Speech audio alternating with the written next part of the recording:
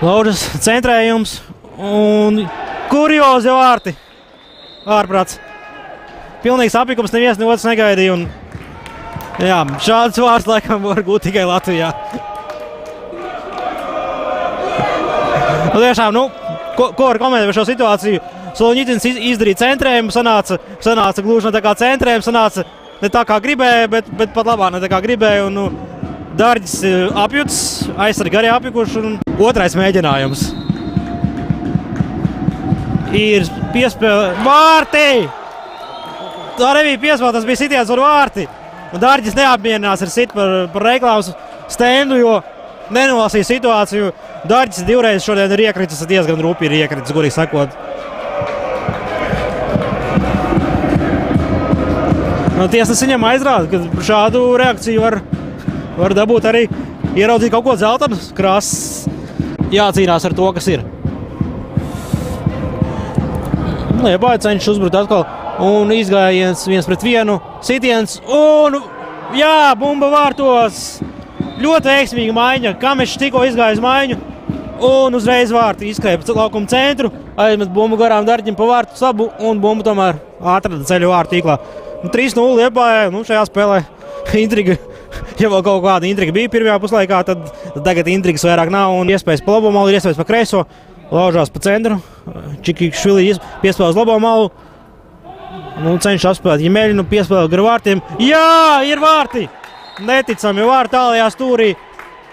Var teikt, ka arī Spola šodien ir vienreiz izcēlējies, jo sitiens nebija no netvaramajiem un tā, vārti ir gūti un Olimps sausā šodien nepaliks. Izrāvās pa labo malu Toma Tabatādze. Kamešs, tehniski Kamešs caur diviem aizsargiem. Atspēlē par Hrenkovam, sitiens un pa vārtu pārlikni.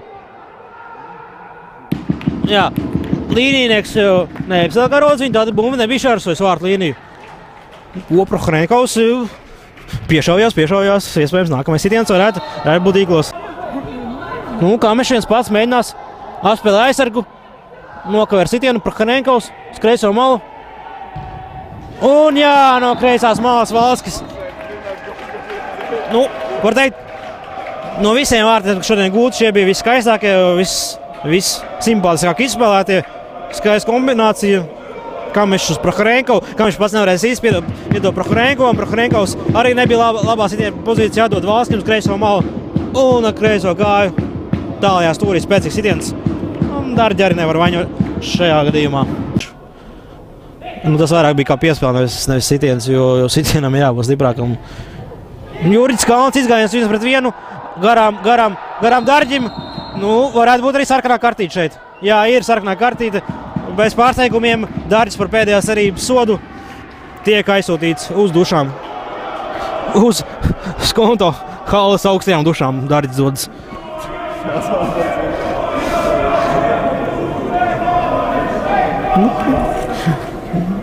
Labi, ka Olimpam viena spēlētāja maiņa vēl ir palikusi. Tagad visticamāk būs piespēle.